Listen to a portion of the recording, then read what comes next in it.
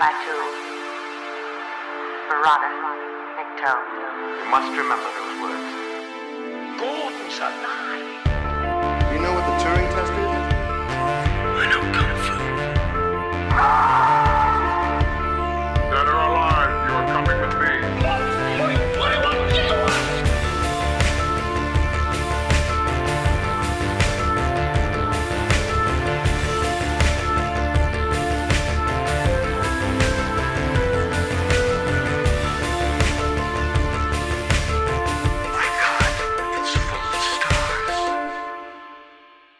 Okay, ladies and gentlemen, welcome to Stories Out of Time and Space. I'm one of your regular hosts, Scott Weatherly, and as always, I'm joined by Julian Darius. Julian, how are you doing? I am filled with neurotic irresponsibility. How are you? I'm great. I'm flying through space as an erotic sort of sex kitten. That's going to be your byline from now on. You know, Scott Weatherly, sex kitten. Yeah. I'm going to put it on a card. Put it on LinkedIn. That's what I think I'll do. Put it on my LinkedIn. We have done up until this season so far, and we sort of mentioned it last episode, but we've done Godzilla, and we talked about the impacts of the Second World War, nuclear annihilation, and how it had the impact on Japanese culture. And then we went and we talked about, Quatermass in the Pit, and we talked about Lovecraftian horror and intergalactic sort of the seeding of a race and all this other stuff, and got quite deep on that sort of thing. This week we're gone. The dial has swung the other way, and we are talking the height of 60s sort of erotic kitsch, with an incredibly what I would say is, people know of this film more than they know the film. We're going to be talking about Barbarella from 1968, starring Jane Fonda. And that's pretty much all you need to know about it. You don't want to do the plot summary? As I said, I tried to sort of like jot one down, and I was like, the more detail you go into, the less sense the plot summary made. So I don't even know what her job is in this film, but basically Barbarella is some sort of agent. I think she's an intergalactic dominatrix, is what they call her. Yeah, well, they don't. It's like it's not dominatrix. It's like astro navigatrix. Right. So it has the tricks thing at the end, but I think she's like an astro navigator or something. And she is sent on a mission to find a scientist called Duran, who is inventing a weapon. But they appear to have sort of evolved past all forms of conflict for thousands of years. So she's a bit confused by that. But that's her mission. She ends up going to planets, and eventually the planet of Sogo, and meeting sort of all a cast of characters before finally confronting Duran and literally flying away from an exploding city as the sort of film ends and stuff. So we will get into the wheres and whyfalls of it. But really, let's get to the point. Where did you first come across this film then, Julian? Much like you were saying, I was aware of this movie for like a couple decades before I saw it. I did not see it until probably like 10 years ago. And I had seen clips of it, but it was something that like everybody referenced. The American movie poster, there was like Barbarella, Queen of the Galaxy, like Jane Fonda, standing scantily clad with a kind of like Star Wars-y sort of like melange of elements behind her. That you knew that poster growing up. I mean, people would make Barbarella references in, pop culture, in comedies, anytime somebody was like a, sort of a space woman that was sexualized at all. Somebody would say like, oh, you're dressing up as Barbarella, or something like that. But nobody watched the movie. Yeah, there you go. But Barbarella, Queen of the Galaxy. I mean, it's iconic, but it's more iconic for like, and we'll get into this in the film, but like it's more iconic for the idea of what it was doing, of sort of like the space vixen than than for any elements of the plot. And, you know, you mentioned Duran Duran, like the band is named after Duran Duran. You know, there's so, although I think officially Duran Duran has a D at the end. And so the band was like, well, it sounds like Duran Duran. And they didn't have a transcript. But, you know, there's like unbelievable influence to this film, but nobody's watched it, you know, or lots of people watched it, but more people have been influenced than watched it. So what about you? Yeah, it's a very similar thing. I haven't watched this in a long time. I mean, I've watched it probably once before, you know, since watching it again for this recording, and that was at university. And I do think, like you said, it was always the poster. It's one of those sort of the posters. It's the cover that's now on the Blu-ray. It's that sort of like the iconic thing of, you know, Jane Fonda's scantily clad, holding the rifle and all this other stuff. And it's up there with sort of like that Raquel Welch sort of 1 million years BC kind of thing. Like everyone knows the poster. Everyone knows that she's in sort of the fur-skin bikini. Very few people have actually seen the film. And I remember sort of seeing I can actually remember when I was at university, it had the poster there at Freshers Week because everyone's putting stuff up for their walls and other stuff. And I remember just thinking like that time, thinking, that's one of the films I really should see. And just being able to pick up on DVD or something at one point whilst I was at university, and then being like, right, we've got to watch this. Watching it and thinking then, this is odd, and I'm not sure what to make of this. And then never going back to it. And I don't still have that DVD, so I must have passed it on. And it being that thing of it just exists in pop culture as an entity rather than a film that people sort of actually go back and watch, which I do find is quite bizarre. But also, I sort of understand why. Yeah, I mean, you know, we were talking a little before the show about, you know, sort of the response to it, and I think it's easy to kind of like brush it off. But I think that, you know, I love this movie. You know, I think that one of the reasons why I was not eager to see it is I just thought, like, I got it. You know, there's a woman who's scantily clad with a ray gun, and like that's an awesome aesthetic. But like, what more do I need to know, right? And nobody ever talked about the plot. I actually think the plot is quite interesting, although nonsensical. You know, but you know, the truth is, like the plot of, you know, Star Wars is nonsensical. The plot of Flash Gordon is nonsensical. I mean, I don't know that this is that much more nonsensical, but it is more whimsical. It's got this wonderful sense of whimsy to it. And I feel like it's, you know, it's about things I love. For me, every time I go back and watch this, my initial impression, okay, it starts with the like, sort of like most famous sort of striptease scene as she's getting out of her spacesuit. And it's obviously shot like with a camera overhead against, you know, with her on a plane of glass. But it's really well done for the time. And, you know, it sort of announces what it's doing. But then every time I watch this, I'm amazed by like how much I do not like everything that follows for about 40 minutes. And, you know, I mean, there's stuff I like. There's stuff we'll talk about that I think is really praiseworthy and interesting. But for me, it's really like once they go to Sogo, they're in the city. Every set I love. Every set is like totally bizarre.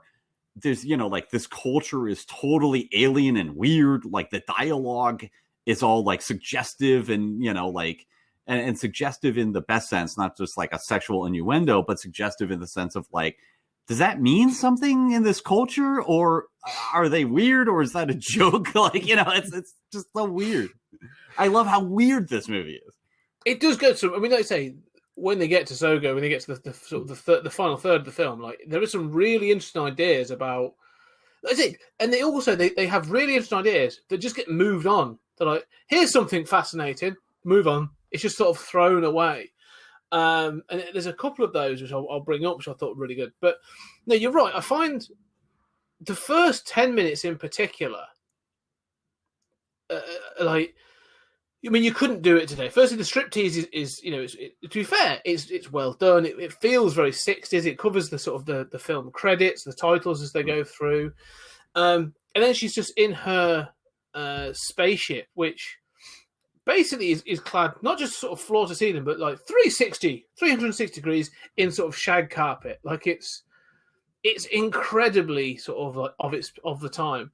But then when she's given her mission, and there's this whole conversation with her and the president of Earth, and she's sort of playing this sort of naive. And this is the thing I struggle with his whole character. Is like she's given a mission. She's clearly sort of been chosen for this mission because it seems like an incredibly important mission. And I wouldn't say she's stupid, but she's playing it like almost like ditzy and naive and all this other stuff. And I'm sort of like, why was she chosen? Like, if she's been chosen, like, what else? Who else was available to do this? And it's one of those things that in these films, you are given a reason as to why the protagonist is special, why they're the only one that can do this mission or whatever, or why they were chosen or whatever, for whatever reason. Like, there doesn't seem to be any rhyme or reason as to why she was the one chosen to do this. And then you get 10 minutes of her traveling through space, and it's just sort of like some psychedelic images up on her screen. Yeah. And it goes on for quite some time. And I was going back and watching this, I was a bit like, I hope this moves on soon, because this is 10 minutes in and it's already dragging. But yeah, it starts to pick up then. I mean, what are your thoughts on sort of that? On that, why Barbarella? Yeah, I mean, I don't know, and I don't know that it matters. I mean, I think that Flash Gordon is like, I'm a football player. Why can't they lead a revolution? Why do you need this idiot? I mean, Barbarella. I mean, I think the idea is, I do kind of like that conversation with the president. He's the president of Earth, and the idea is like, they're in this time of peace, and when the president of Earth first says, like Duran is working on this weapon, she's like, what? Neurotic irresponsibility? Like, who wants conquest anymore? Like, this is just such a foreign concept to them. And it's kind of, Roddenberry Star Trek in that way. It's very utopian. It's like, yeah, there are parts of space we don't really know, but basically all of space that's colonized is totally civilized. And the other thing is, she has that conversation with him in the nude. So she's taking off those. And so, I mean, which obviously it's, exploitative, it's sexploitation, but it also, there's no reference to it. No, there's just no sense of shame. It's just like, yeah, this is my body. And I think that, the idea is that she's an astronavigator, and I guess there aren't a lot of those. And I think what distinguishes her is she does seem, I don't think she's stupid. I think that she's obviously very, skilled at what she does. I think that she is, she's respected by the president. Like, the president knows her. Clearly they've talked multiple times, and he sort of says, like, I look forward to meeting you in person someday, and it's sort of, there's a, suggestiveness to that. But, obviously he knows her, he respects her. She's out there flying around, and it seems like what makes her so unique is she's lucky, but she's also like totally courageous, totally like through the whole movie. Every time they're like, well, you can't do that. Like, how are we going to do that? Nobody's ever done that. She's just like, well, we could do this. Let's do it. Just there's this just kind of like American can-do spirit, to her that's just never thought anything was impossible. And I think that's the closest I can get to. No, I agree with that. I'd almost describe it like a peppiness. Like, she's just constantly chirpy, and like I said, she does. She takes on every challenge. Like, she never gives in. I mean, I would definitely say that. Like, at no point does she back down. Like, she is the forward momentum throughout the entire film. Every time they hit a blocker or like an obstacle, she's just like, well, we'll do this, and so. But she's not like Mary Sue about it. Like, she doesn't always succeed, but she's always driving the thing forward. I suppose that's true. I mean, it's like you say, it's interesting to say you say she's skilled. She still does crash land, and I mean, actually, one of the things I find most interesting though is, like, say, you say about this idea of conflict. One of the things that sort of he sends her and says, look, if you're going to go up against this person that's building a weapon, you are going to need weapons. And so he sends her these sort of futuristic looking ray guns and stuff, but they're from a museum. Yeah, and because they're like, oh, we don't have these anymore. we've sort of had to go and raid the archives to get you these guns. And she's sort of holding them. She's a bit like, right, well, all right, well, I've got guns now, I suppose. And I do like that the sort of that's not the sort of the go-to anymore. It's sort of like, well, we travel around and we'd see things, but yeah, it's never been. I don't have a gun. It definitely is a more optimistic. It definitely taps into that sort of, I wouldn't say hippie-ish because it's definitely hippie, but it taps into the positivity of the 60s.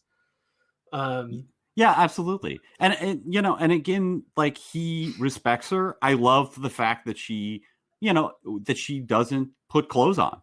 Like, oh, the president is calling me. Well, whatever. I'm going to take the call. There's no, like, I mean, we're all, making recordings at home on COVID, and we're worried about, like, do I do that in my sweatpants? Like, do I wipe the mucus off my shirt? That kind of thing. And, here Barbarella's just like, this is who I am. I'm not embarrassed by it. And the other thing is, you're right about the museum thing. I love that. Their salute of, like, it's almost this, Vulcan-esque thing, but they don't split the fingers.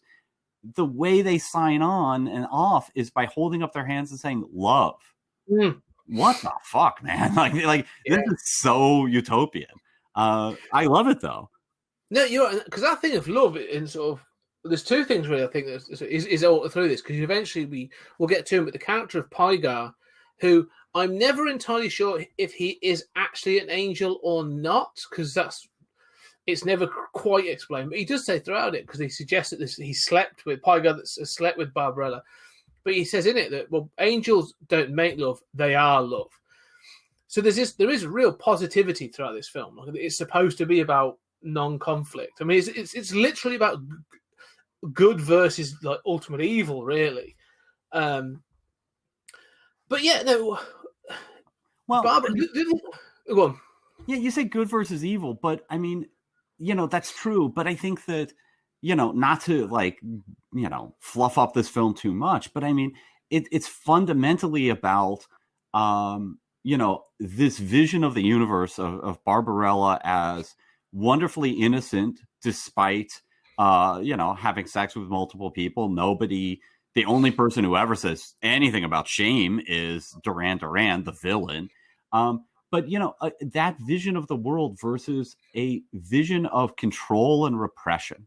And Duran Duran not only wants to conquer, that city is evil and, it's ruled by a tyrant, but Duran Duran wants to conquer it and he wants to build a gun. But it's like this masculine idea of conquest and control.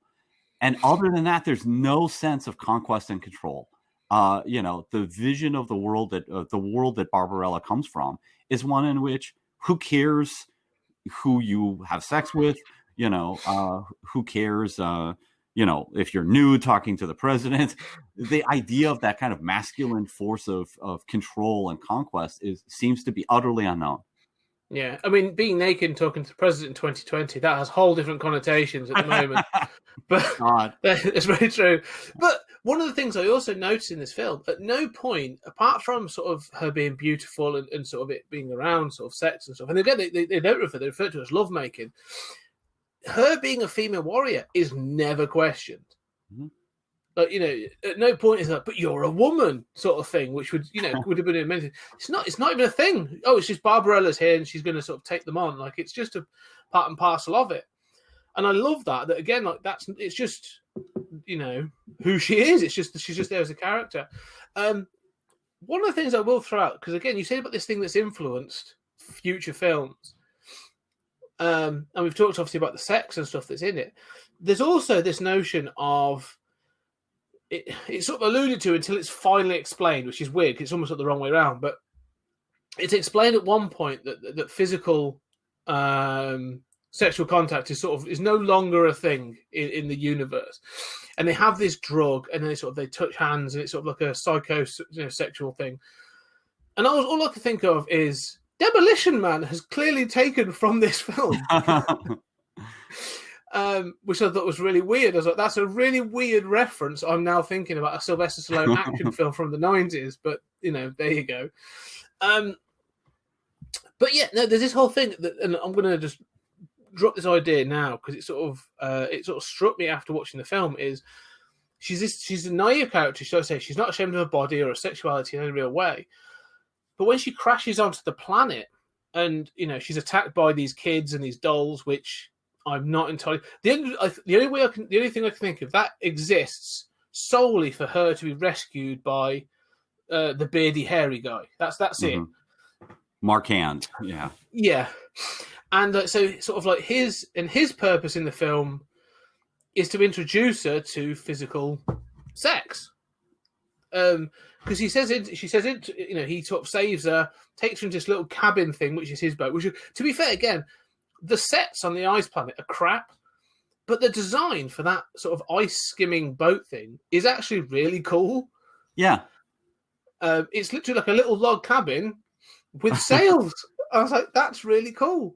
Yeah, with this weird like seashell kind of like translucent front to it. And the sails, like, they're connected at various points, but it's not like a solid line. Like, yeah, I mean, the design in this movie, I think, is fantastic. And as you say, like the icy area, it's embarrassing. I mean, it is, that's part of where, like with the sort of magnetic storm that goes on, and the dolls, I mean, there's a lot of stuff early on that just does not look great and doesn't feel great to watch. It looks OG. It looks OG Star Trek. I mean, let's be honest.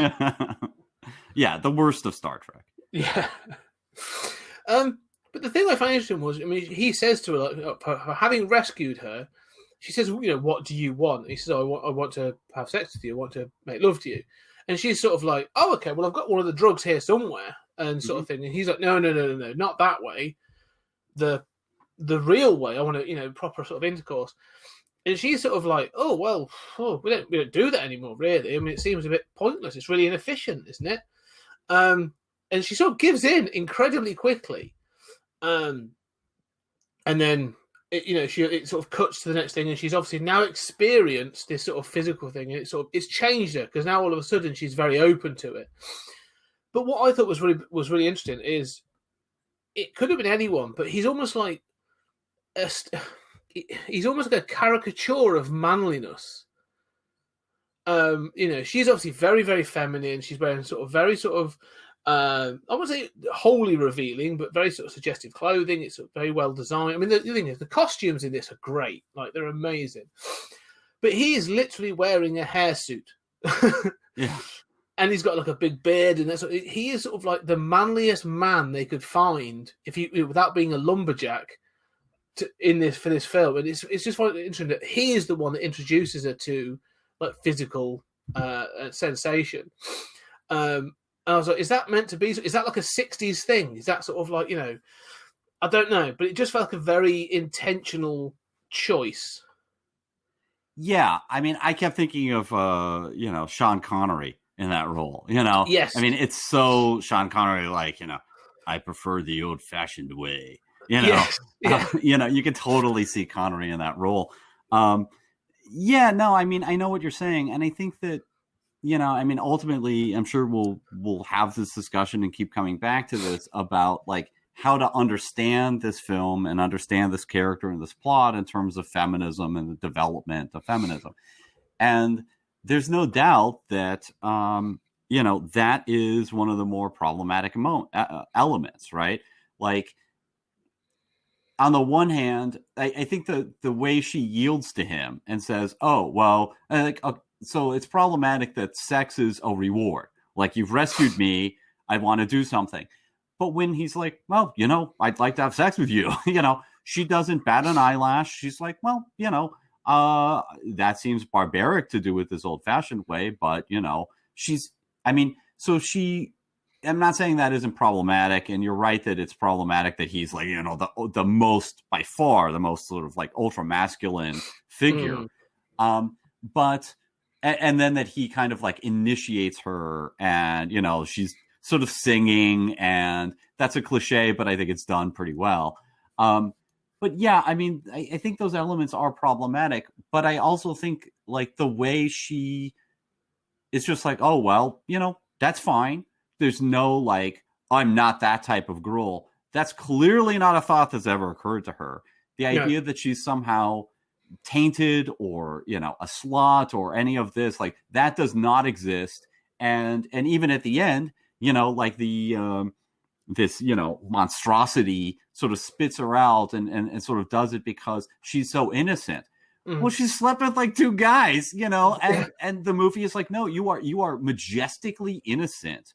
So much so that like the universe responds to your innocence, and that innocence exists utterly independent of how many sexual partners you've had. And so I think that, yeah, she yields to him, and there is this kind of like initiation into sex that is problematic there. But on the other hand, she is utterly innocent about it. She's not hung up. And, and here we get into like, issues of feminism and issues of the time.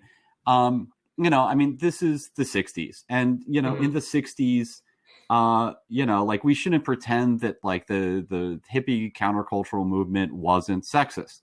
It absolutely was. Not everybody was having sex with everybody. And you read these firsthand accounts and it's like, yeah, there were a lot of guys macking on girls in, not nice ways. But at the same time, this was the era of like obscenity trials and, Grove Press defending great classic literature, and Tropic of Cancer and Capricorn and stuff. And, so, at the time, basically presenting sex in any kind of positive way, any way that wasn't just shameful, was itself a kind of radical political act. And I think, today, as we continue to have these discussions and we look back on this film, I think it's, despite those problematic elements, I think it stands up remarkably well. And there's a kind of, for me, I mean, we're two guys having this discussion, right? But, in talking with, my friends who are feminists, we often delineate between, or they often delineate their sex positive feminism from the sort of more problematic feminism that I, more militant sort of stuff that I have had a problem with at times. And I think that this is like that sex positive strain of feminism runs right through Barbarella.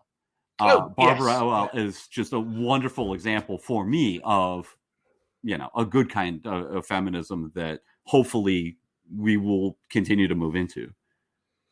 I would definitely agree with that. I totally agree. The sort of, like I say, the sex positivity is, like you say, runs throughout it. And again, because it never comes across, like I say, as being seedy or even the fact itself, like, you've had the striptease at the beginning, and then so to transition to her sort of sleeping with this, sort of, like I say, this ultra masculine looking guy, but it never feels in the film, it never feels that they don't exploit it. It's not sort of, like I say, exploitation. There's no sort of like, bow, chicka, wow, wow, and sort of like, do you know what I mean? Though it transitions to the next scene. It's just her humming and singing and sort of like, well, that was a lovely experience. And he's sort of like, okay, well, actually, I could probably fix your shit for you. And even when they part, it's that sort of like, there's an expectation. She's like, oh, are you coming with me then? And he's like, no, I'm here. This is where I sort of live, and this is where I'm used to. So I'm going to stay. And it's nice. And she's like, okay, well, thank you very much for your help and everything. And, she's obviously been quite affected by this moment because she's sort of a bit dazed. But at no point is it played like for seediness or sort of for cheap sexual sort of like thrills, which I was a little surprised about because it is. It's like you say, sex positivity is what it is. But like you say, that whole sort of first act of that, it sort of gets to that point, and I'm like, well, that was pointless. and then sort of it throws her, like you said, episodic is definitely what you mentioned before. Sort of, it throws you into that next bit. Because he's, and this bit you may have to explain to me a bit because I may have blinked. But like he's basically connected up her ship backwards. So instead of going out into space, she is jettisoned through the planet. Yeah, I don't really understand that. I mean, I think like he fixes her ship and it takes off, but I mean, it seems like then it has some kind of like failure and it crashes, and it seems to like crash through the ice, and then they're just like in another area. I don't understand that. No, at first I was like, oh, this must be like an underground, area. And then I was like, oh, no, there's a sky and there's a planet. So I legitimately thought like maybe I must have looked away for something, but I checked and I couldn't find anything. So, okay, good. I'm glad you were just as confused as me. No, I mean, that doesn't make sense. No, but it does. It's literally like an episodic transition because she now goes to the second half of the film, which is where she goes to, I suppose, like the city of like Sogor, and there's this sort of, she's in this maze or ruins. It's more like a ruin, isn't it, of an old city or something? Yeah, they call it the labyrinth. Now, I do want to say, like, I definitely feel like that early stuff when she lands and then she like meets these kids, and it's like all these kids are twins and they have these dolls that have sharp teeth and they attack her and bite her, and I mean, it's interesting. Like it's like kind of, why are they all twins? And then Sean Connery comes up and Mark Hand and says he's a catchman, and it seems as if they say like the area is called Weir, and he captures children when they're old enough and then turns them in, right? So, and then she has sex with him, and then they go to this labyrinth, and the labyrinth is like in the outskirts of the city, right? That's like the capital city where the tyrant lives. So I think that going through it, like basically there's no point to the kid stuff. There's no point to the doll stuff. There's no point to, the Mark Weir. And, I mean, I like a lot of these design elements. I actually like the design of the ship. The ship is very feminine, and you'd not confuse it for a rocket ship. Even inside, like, you're right, the shag carpeting is weird, but like, there's like a keyboard control center. Yeah. Like, I mean, everything is just weird. And I love how just weird and organic it is in this weird way. But so there's stuff like that I like in that element, in that section, and even in this labyrinth section. But I don't think it's good. But as far as plot, there is this kind of, not to pump it up too much, but there is this kind of like Heart of Darkness, sort of like getting closer and closer to the city. And while you're doing that, you're seeing different aspects of the culture, right? So like, I know like I'm making this seem like it's, classic literature, right? But like those twins are like, oh, this is where the kids are. And they live like barbarians, and Mark Hand is like this barbarian, and and those twins are creepy, and they basically have no adult supervision. But then when they get old enough, the catchman, right, like takes them over to like the city, and the labyrinth is like on the suburbs where like the rejected people are, and they can never leave the labyrinth. And and then you eventually get to the city. So you have these like concentric rings of sort of like distant from the Empire Center, if you will, And I think that's a really cool structure, even though I don't like most of the stuff until you get to the city. No, I see what you're saying. And maybe I would have seen that more if more happened. Like, because she goes, like, say, from the outside of the planet to this other thing, and then like gets into the city relatively easily. If there was like almost like just one more section of like, okay, here's another place, like you say, that would be a questing journey, okay, that she's gone through all these things. Maybe, yeah. I can see what you're saying. I mean, this film isn't long; it's 98 minutes, sort of thing, so it's quite sort of concise. And of that, I think 10 minutes is taken up with the striptease at the beginning. So, I can see what you're saying, but still, can we just mandate a 10-minute striptease in all movies? To add to the runtime. Just pick there's certain people who are ever going to be in the film. Just one of them has to do it. A sort of. I mean, I look, to be honest about it, to be gender equal. If we're going to do a Captain America movie, everybody loves Chris Evans. Chris Evans has to do striptease. I think he'd be up for it. To be perfectly honest, him and Chris Pratt would probably have like a striptease off. I'm pretty sure they'd. I think Chris Pratt would say God would object. Yeah, maybe. They did it for charity. I think they might do it for the right reasons. But yeah, no, the thing with it is, it goes to this next point, and again, this is where it sort of throws in ideas that it's not that they don't go anywhere, but they're ideas that a bit like the rest said at the beginning. It's almost like, here's an idea. I'm not going to explain any more about it. We're just going to sort of move on. Because these people that live in this labyrinth, like, you literally meet a guy with massive wings. I have to admit, the wing effects and the sort of style of it look great. Yeah. Like, they look really cool. Pygar as an angel looks really cool. And you meet, like, Marceau. Marceau is Professor Ping. Who, again, you're sort of like, what are you doing here? Like, why have you got a French mime as an actor in this? All right. And there's other characters, and they're introducing this, because they sort of pan through this labyrinth, and there are people that have been sort of like combined with the rock. Yeah. There are people sort of going along, and they've got like cobwebs sort of draped all over them. There's one point, there's someone in the background crying. There's like stuff going on. I'm like, what is this? This is like this has gone a very different tone. And when they get Professor Ping explaining it at one point, I mean, it's not a great effect, but they have a guy turn round and he's fading. Like, he has his head, and you see someone walking up some stairs behind him. It's like a projection, like a green screen effect. It hasn't really worked, but it would have looked good for the time, I suppose. But you see this guy behind him, and he literally says, that's just him fading from existence. And you're sort of like, whoa, stop, wait a minute. What? This person's fading from existence. Yes, and that's it. All right. Okay. All right. Wow. Oh, is that happening? Yeah. Why? I don't really understand what's going on. Yeah. And but it's almost like there is a wider world here. There is something going on. But it's almost like it's not important to an extent. And I just sort of kind of like that they sort of, but yeah, that whole section of going through the labyrinth is bizarre in one of the best possible ways. Well, I mean, so here's what I'd say about that. Like, I love what you're saying. I totally agree with it. I mean, I think that labyrinth, like, it always reminds me of like Greek Hades, right? Where people are shades, and they're wandering around and they don't really remember their former life. There's that kind of like, it always reminds me of that. And obviously, like, the labyrinth is sort of Greek, it's mythological. Then there's this angel thrown in, which is sort of, Judeo-Christian.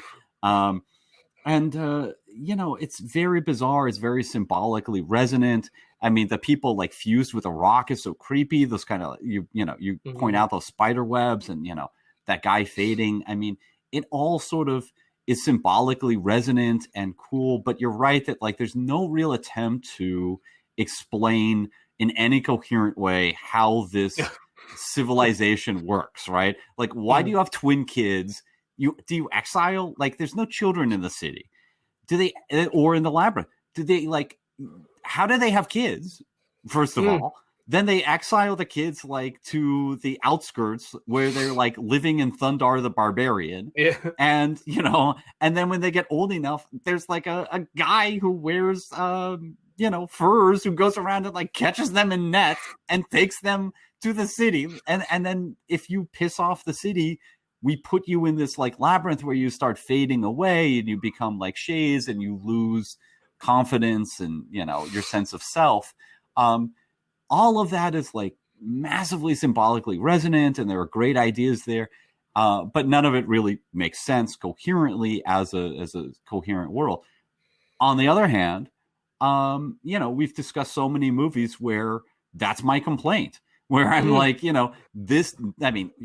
Flash Gordon makes no sense whatsoever as a coherent world, right? I mean, half of Star Wars just doesn't even attempt to have a coherent world, right? Well, how are you farming moisture, right? No, doesn't mind. It's an idea. Yeah. How does this economy really work? With what doesn't matter, right? It's just an idea. It's enough of a gesture towards it, and okay, that's a fuller gesture than this is doing. But I kind of like the sort of like French absurdity of. I mean, there's a kind of like surrealism to this that there is in a different way to like Flash Gordon, but Flash Gordon is a kind of like American absurdity. And this is a kind of like more French surrealist absurdity. Yeah, it's funny. I mean, Flash Gordon sort of cleanly fits into that sort of like the white savior sort of like motif. This sort of fits more into the like I haven't got a clue what's going on motif a lot of the time. I mean, again, it comes to things like you meet Pygar, this angel, who at one point it sort of alluded to the fact that he is a native of this place. Like it's sort of, which I'm not entirely sure if that's the truth or not. He's blind because and again, I'm like, does that mean anything? No, he literally had an accident and was blinded. I'm like, okay, so that's not really relevant to anything. It plays into the plot a bit. And then it's sort of suggested again, it's all suggestive. She's sort of like looking at him appreciatively. He's obviously very lithe and he's very athletic and this sort of thing. And he takes her up to his nest, which I'm sort of like, I know he's got bird wings, but he's not a bird. Like that's weird. Yes. And then like it's unclear whether or not they've slept together.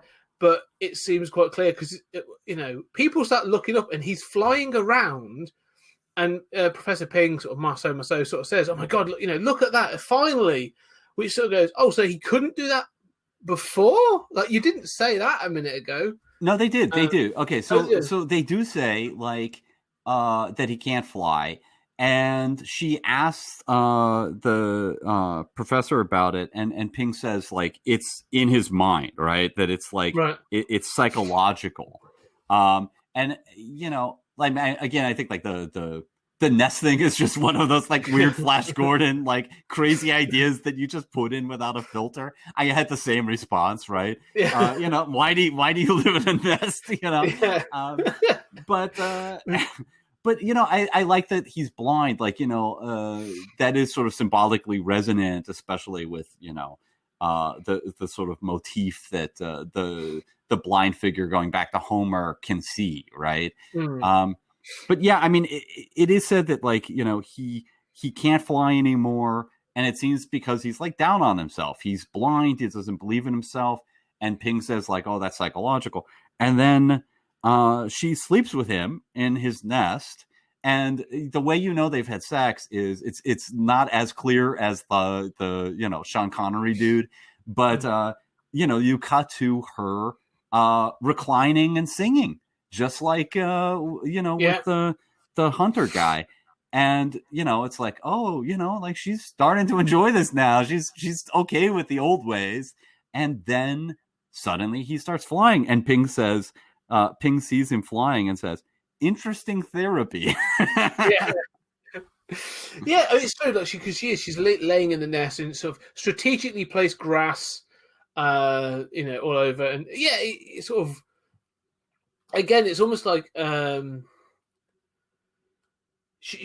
her, this is going to sound awful, because it's not that she's being slutty. It's like she's clearly enjoying the physical experience now.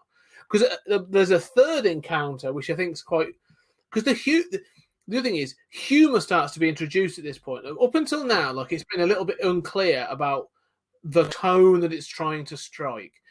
Mm-hmm. And it comes in later on. There are moments that are almost like slapstick level humour. That I'm like, okay, it's quite funny, but I'm sort of like, it doesn't fit with other parts of this film.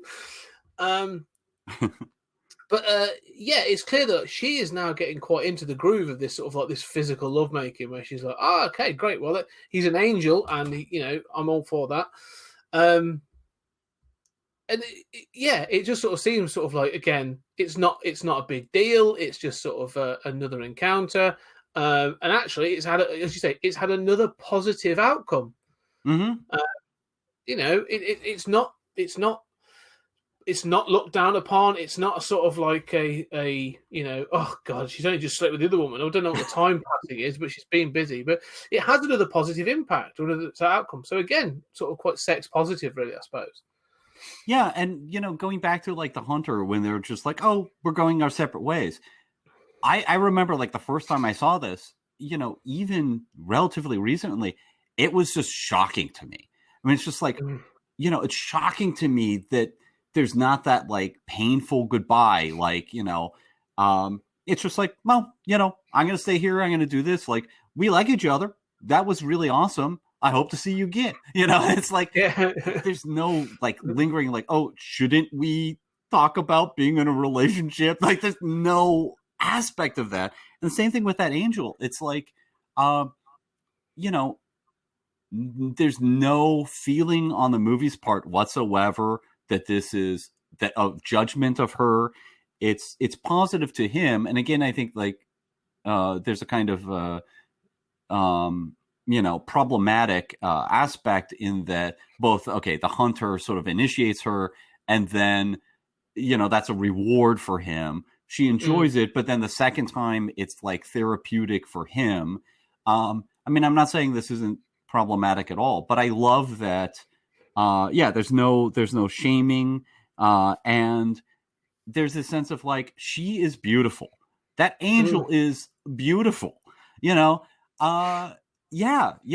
have sex, and like, maybe that'll help your confidence issues, dude, and this is gonna be fun for me too. Yeah, it is. It's as straightforward as that. I mean, it's not. I mean, we've spoken relatively recently about sort of when we did a Red Dwarf thing. You go back to the episode series 5 episode Hollow Ship, and where it's sort of mandatory to sort of have sex at least once a day, or in their sort of almost as a sporting event. It's not quite that far, but they say it's not this sort of like entrenched in all the emotions and the relationship that I think sort of like gets gets layered onto it now in many, many respects.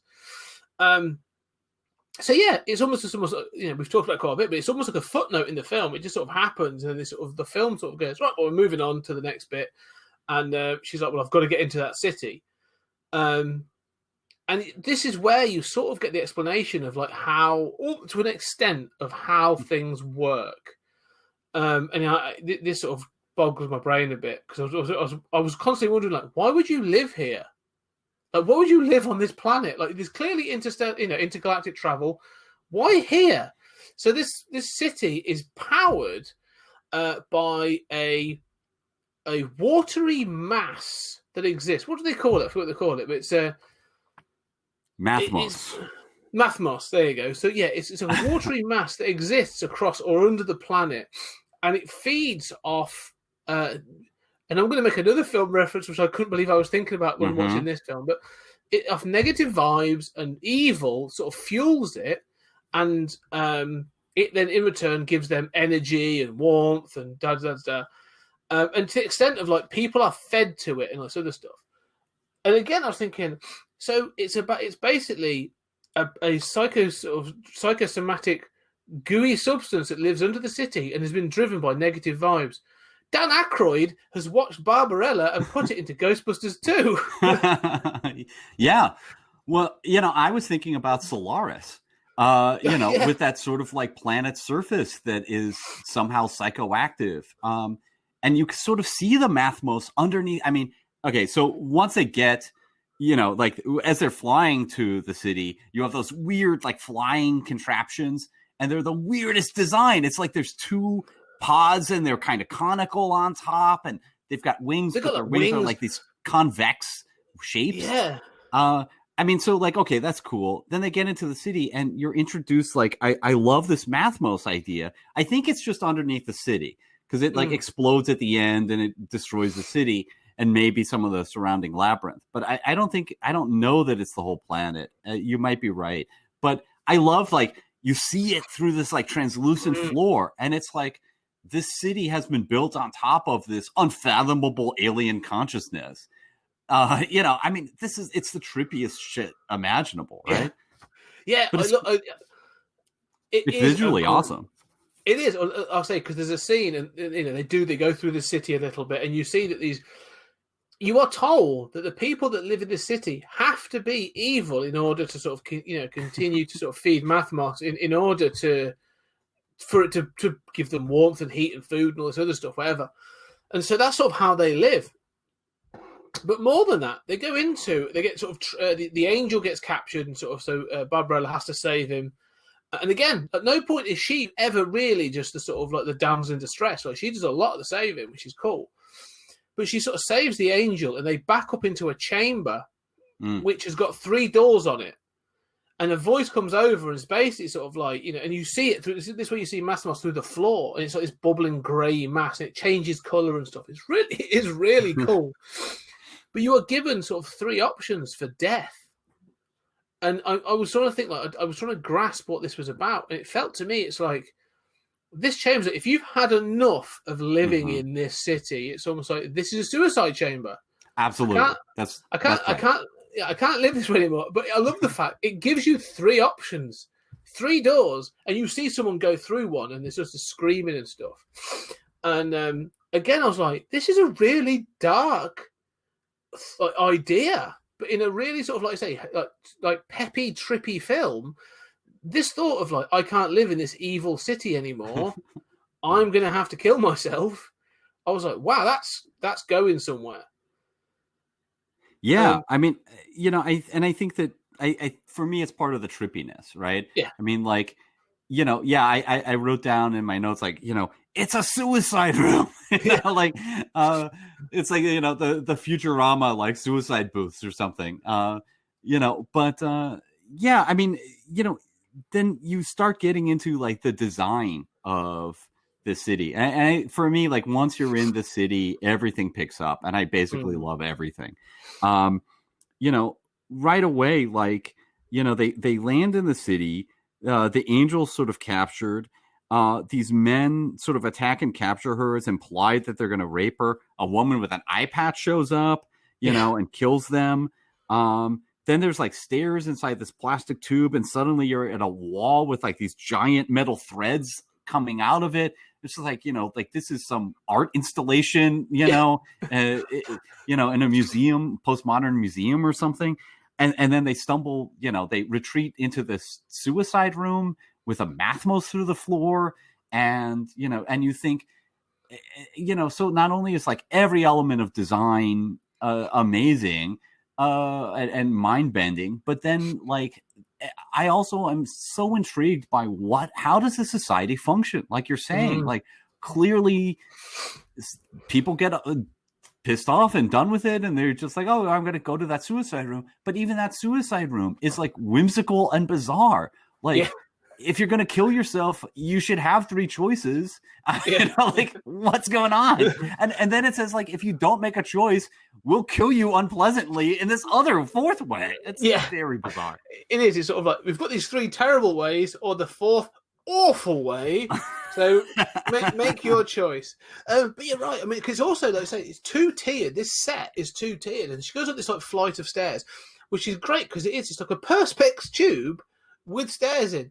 And it is all design, because there is no efficiency, or purpose to half the stuff there, which is fine. Yeah. And I'm completely happy with that because it looks cool. And also it's all in keeping. Like, if it was sort of, filmed in an oil refinery kind of place, like they do in some of these sci-fi films, and then they had this perspex tube with stairs in, it would look really out of place. But no, the whole place is in keeping with that tone, and it does look really cool.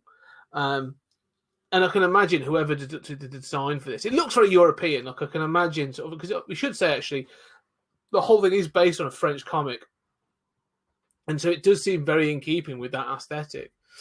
And it goes to the costumes as well, because a lot of them are just sort of like, they've gone mad with the costuming. There's like feathers places, there's chains, there's different colors and different things.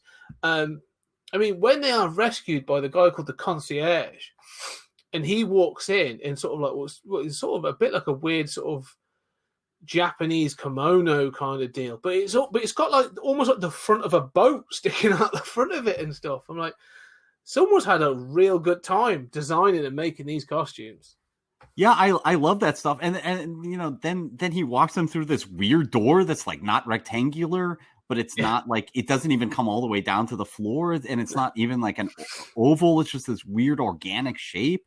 And then, so many of these scenes, like, there are these like translucent corridors and stuff. And then the other thing is like the camera gets really aggressive. And you start getting all these shots like through translucent parts of the room. And I mean, there are so many shots in this that are just, I'm just like, that is a brilliant artistic shot. I can't believe that that's in this movie. It just seems to me that once they're in that city, like you said, the costumes, somebody went crazy on. These set designs, somebody went crazy on. And then like they walk into rooms and it's like, oh, there are people hanging.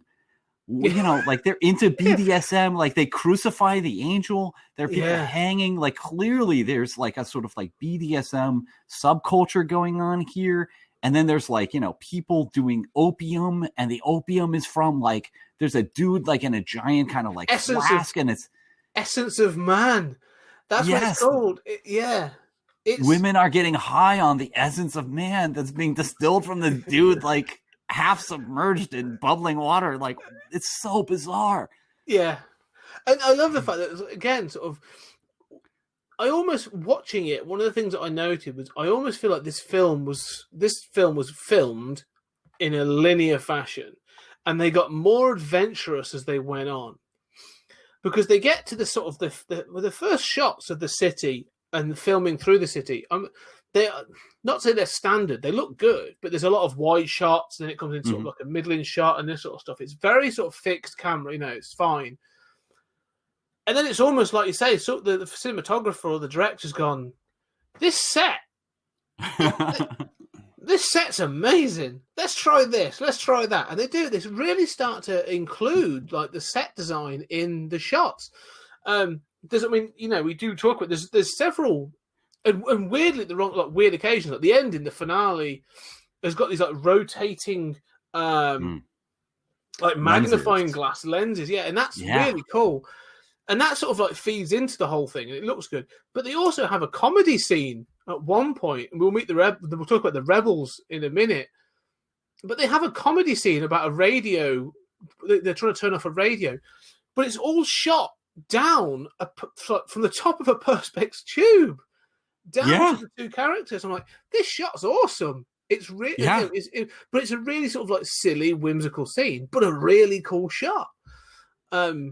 It reminds me of like Will Eisner Spirit Comics, where like the best stuff is just like, we're getting some weird worm's eye view, like from between a sewer grate looking up at the characters. And you're like, why not? I mean, I think some of the best cinematographers are like, hey, let's shoot through this lamp, let's shoot through the lampshade, and people make fun of this, but I love those shots. And the lens shot you were talking about blows my mind. I think it's so amazing because the lenses are rotating.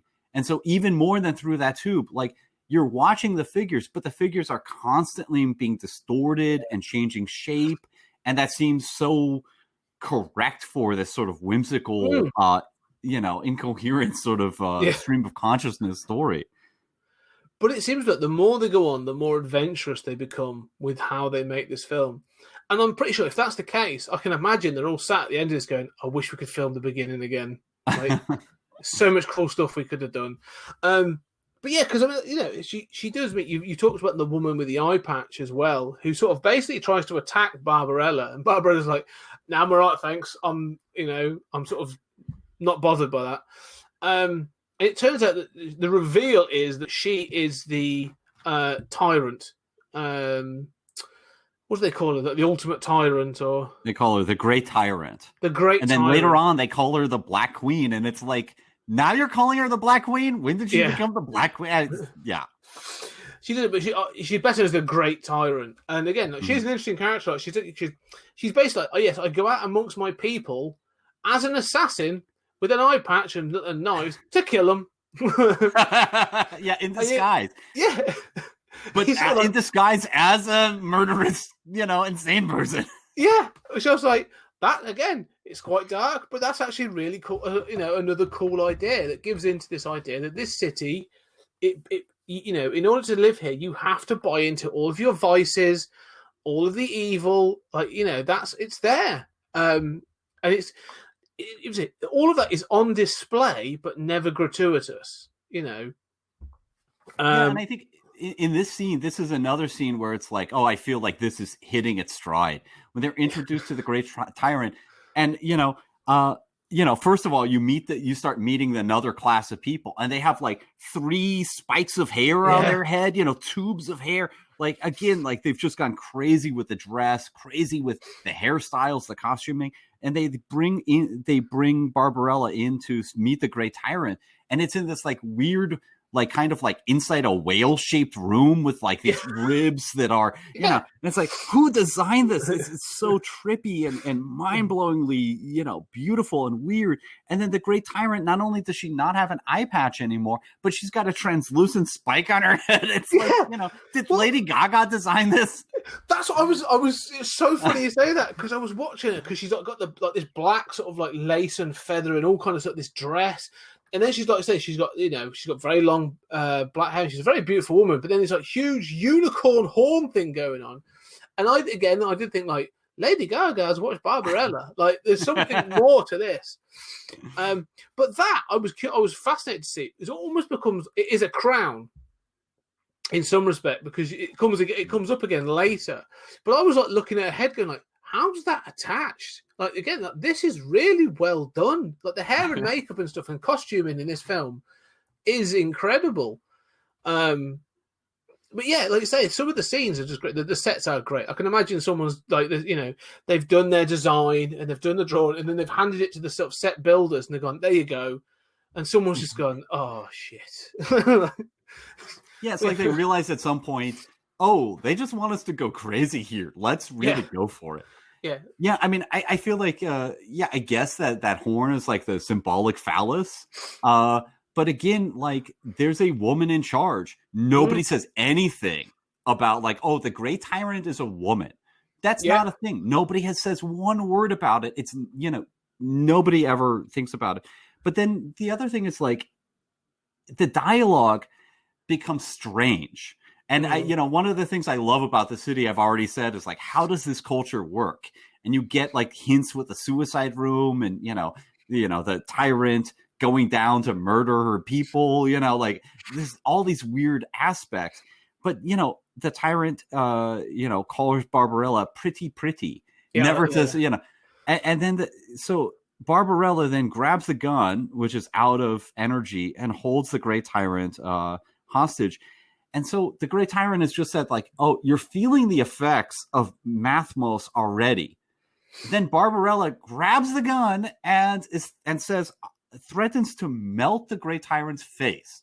And it's like in this, and then the Great Tyrant says, like, she's just insanely concerned for, like, oh, not my face. I mean, none of this makes any sense, but it's like, it's so wonderful to me, like in just this compact few lines.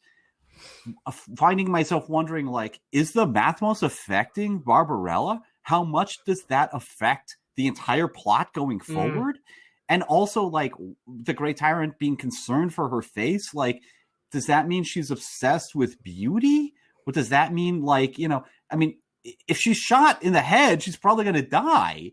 Why are you concerned about the effect of your face as you die? Like, is that part of the culture here? What's going on with that? It's so weird, but in a really lovely way. Yes, no, I agree with that. I love the way she says what she calls it. She calls Barbarella pretty, because it's so creepy and sinister. Like, and it's almost it reminds you again of just sort of, she's taken a liking to Barbarella for different reasons. Like, she's obviously, like I say, Jane Fonda's incredibly beautiful, but also the fact she stood up for her and just walked off. And so there's almost like an admiration and a respect there. And she's almost like, well, no, I'm going to have you. You are, you are something special in this place. And I like that. But I also like that they want to there's a need to corrupt what they see as innocence and that sort of thing. So that's why she's so to have that thing of saying like pretty. It's because to say something's pretty is very nice, but the way she says it is that sort of it's where the seediness comes in. But like you say, Pie Guy has been taken, and when he's reintroduced, he has been crucified with nails through his wings, and he's hanging up on a metal sort of like structure, and you're sort of I was like, okay, this is. Now you're in sort of this city, and it is evil. Like they have got no qualms about torturing people and all this other stuff. It's gone in a very different direction, and this is where we sort of when I'll come to the humor in it. When I come to some of the stuff that gets humorous later on, it's when this tone starts to sort of feel a little uneven for. Parts, but I do like this bit. I have to admit, this is a part I do like because it's interesting. It is fascinating, but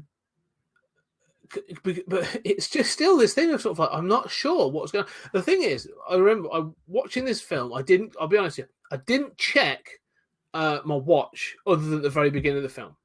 It's about 10 minutes, 20 minutes in when I'm like, okay, it's only going 20 minutes, and then the only time I ever checked it again. And it was like 90 minutes. And I'm like, there's only 8 minutes left of this film.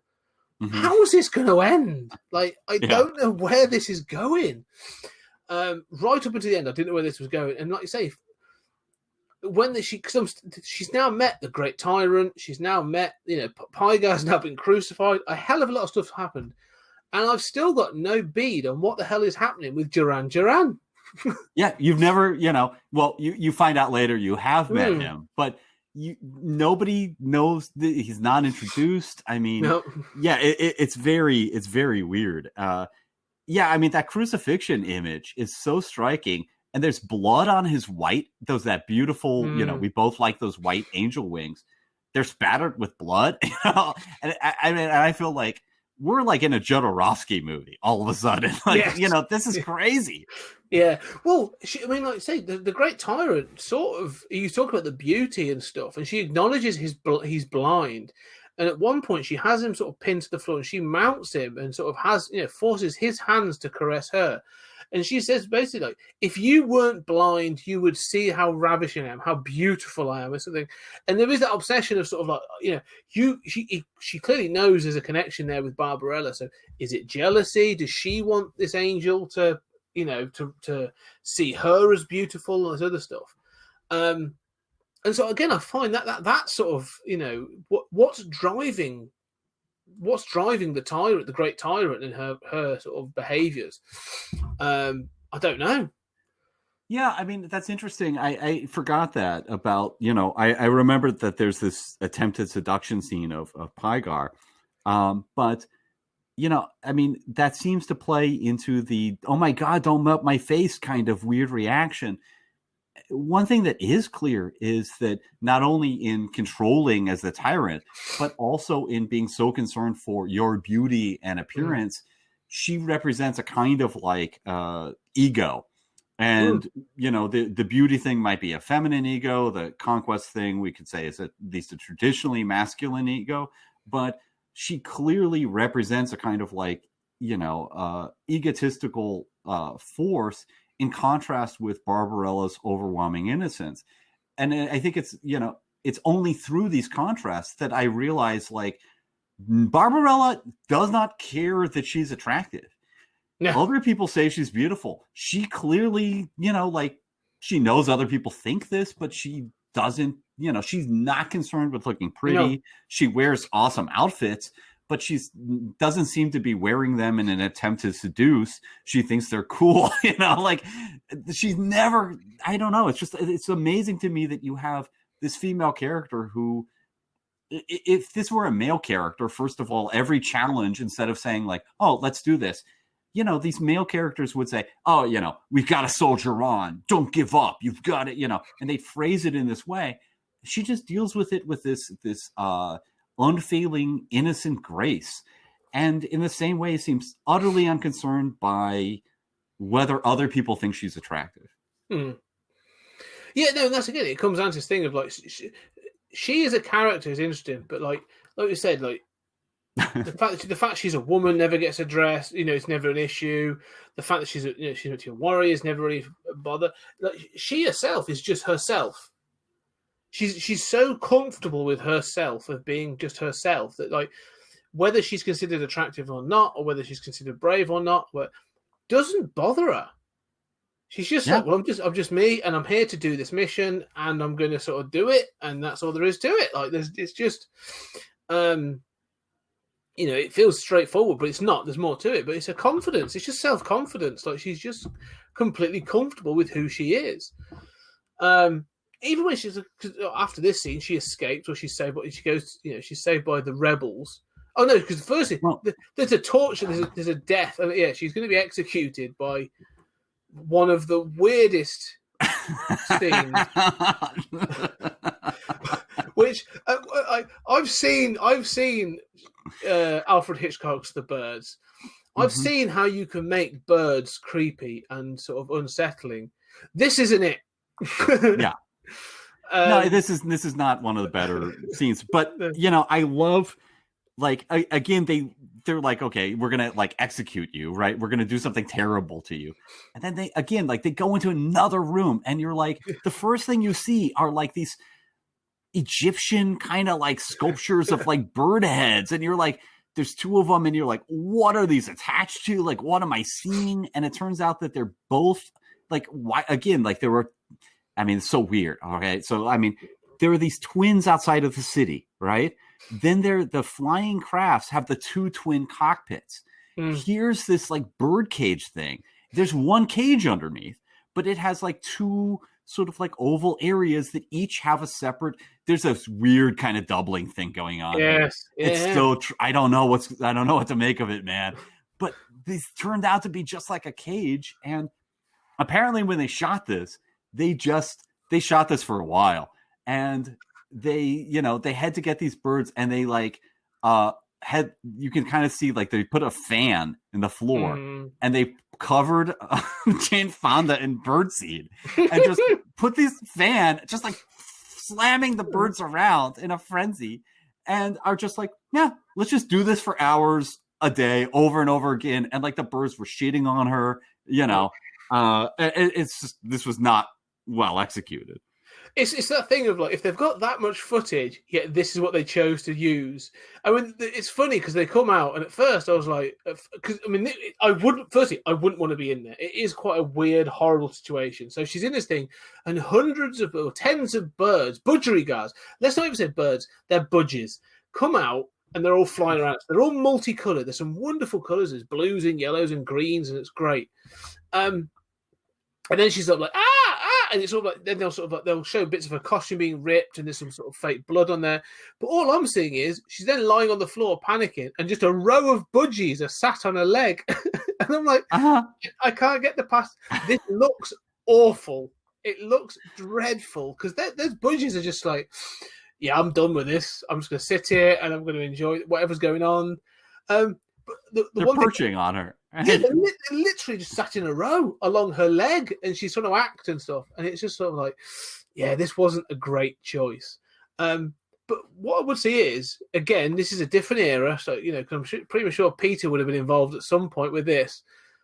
She's saved because the floor gives way. She goes down a tube, and she's taken away. But then they cut to a scene of her coming out the bottom of the tube, and she's still covered in birds. And she lands. And she lands on at least two of them, and one of them flies away. And all I'm thinking is like, one of those birds just got battered. Yeah. So, but like, I think you see it sort of it sat on the bed after. So I'm like, okay, maybe it's fine. But I was still like, yeah, they stuck with the guns on that one. They really wanted you to know the birds were part of this. And it's the weirdest way to execute somebody. Like, with these tiny little birds to attack. I mean, it's so bizarre. But, I dig how bizarre it is. You're right. I mean, like, and the other thing is like the cutting is like a cut of a more Hitchcocky kind of like, they're trying to get there, and there's just like, there's a fan just blowing these birds around, and then you cut to them just perching, and it doesn't seem like there's any commotion going on in that shot, and then right back to the birds going around, as she screams. But yeah, then she slides through this floor, and then she emerges at the bottom, and and you're like, okay, this is weird. obviously it's an attempt to get her out of this escape, right? But then this tube is another like weird translucent tube. And as soon as she lands, we're introduced to another character. We have not seen Duran Duran yet. We're introduced to another character, and right away he asks for a password, and you're like, "What's going on?" Yeah. I mean, I just feel like my brain is exploding. Like, this is so weird. Well, one of my thoughts about this point, this saving of her going into that cage and being attacked by the birds, and then the way she is saved, which is so sort of like out of nowhere. You've been given no indication that there's a fall away floor or anything. It's so smacked of Batman 66. Like, I could imagine sort of like Barbarella being in there and that being the end of the episode. You know, how will Barbarella escape from this tragedy now? Will she escape the Cape Canary? And, you know, and then coming back next episode, the fourth goes away and they're saved. Like, it feels, I mean, it's very in keeping with the same tone, isn't it? That sort of kitschy sort of 60s silly vibe. But it felt very Adam West at this point.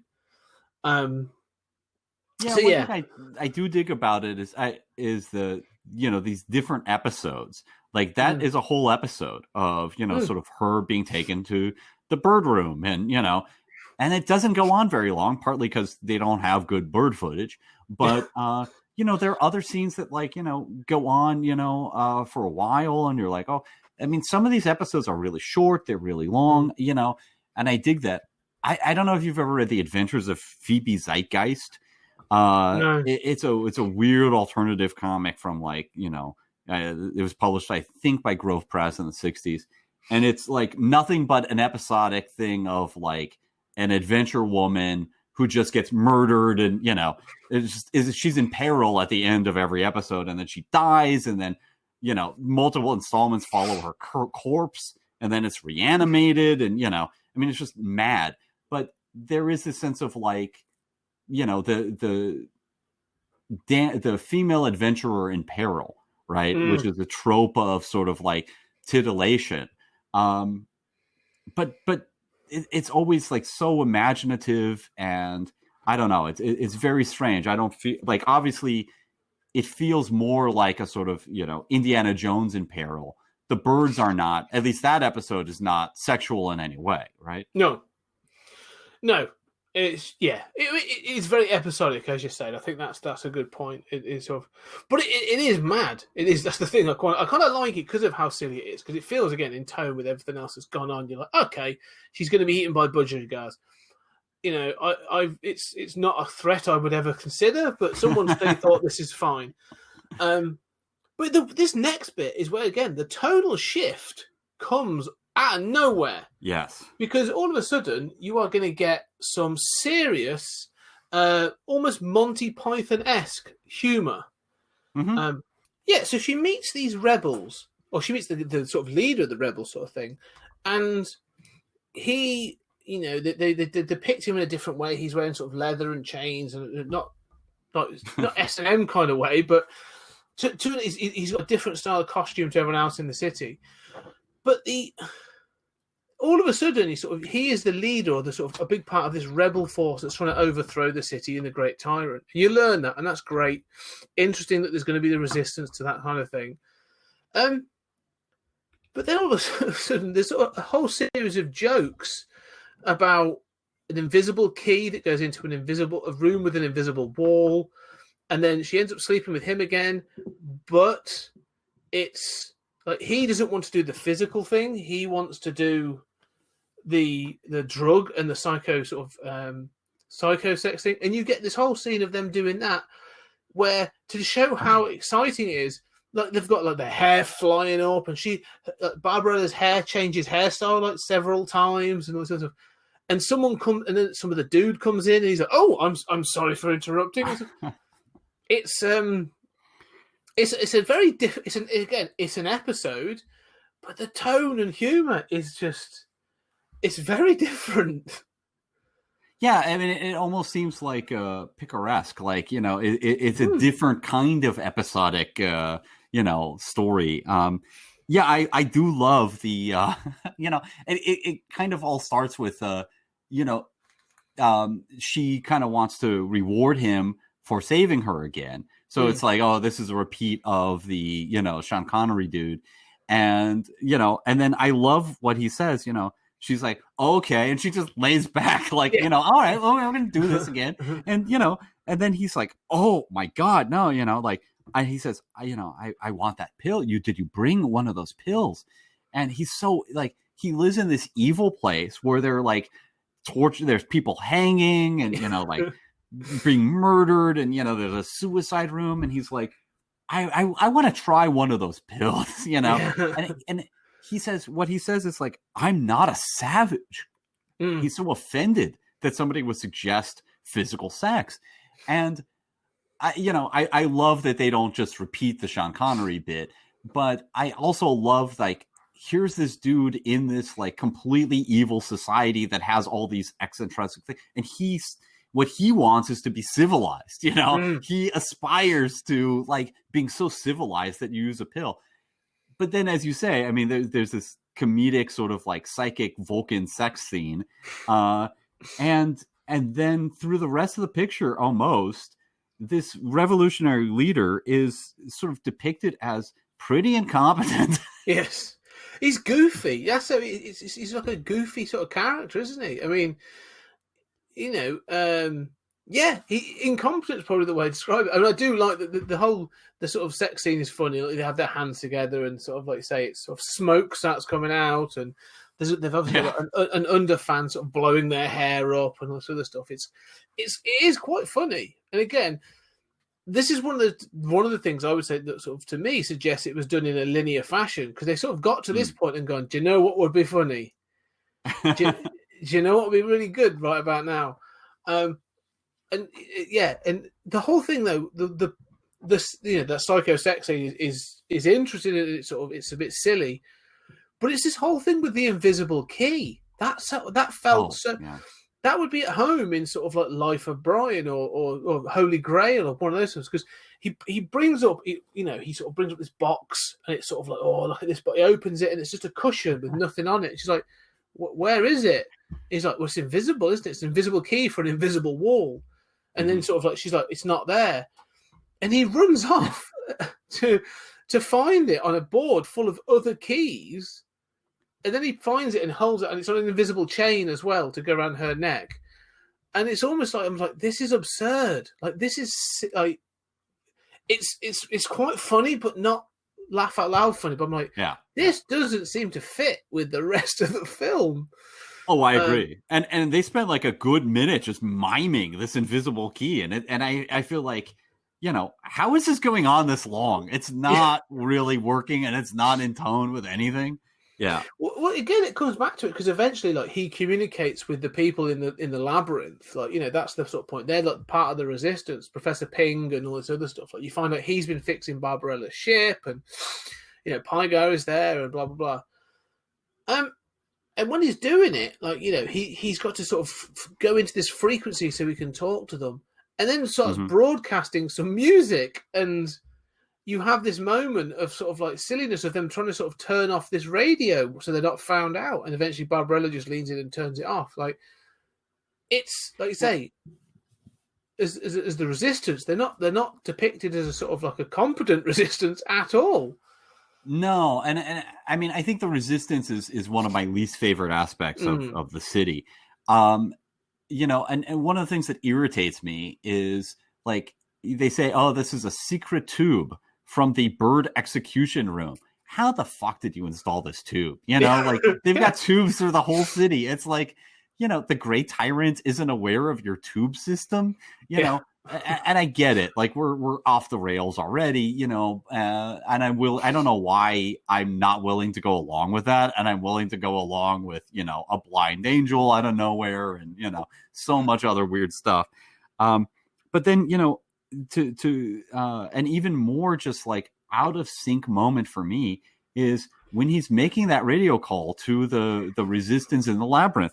He says, Professor Ping to headquarters, Professor Ping to headquarters. And, Barbarella, like nudges him and says, he's like, oh, headquarters to Professor Ping. It's like, he's dazed after the sex, and he like, the Vulcan sex, and he doesn't, it's like he's just a goofy dude. And then when you see Professor Ping, there's like a guy in mud next to him. Like that's a mud man next to him. And it's like, was that cut from earlier? Like, I don't remember Mudman. We're just back we're back in the labyrinth. Weird characters abundance. That's what it is. And then one thing I do love. So, I mean, it oscillates from like stuff where I'm like, how do you have the secret tunnels?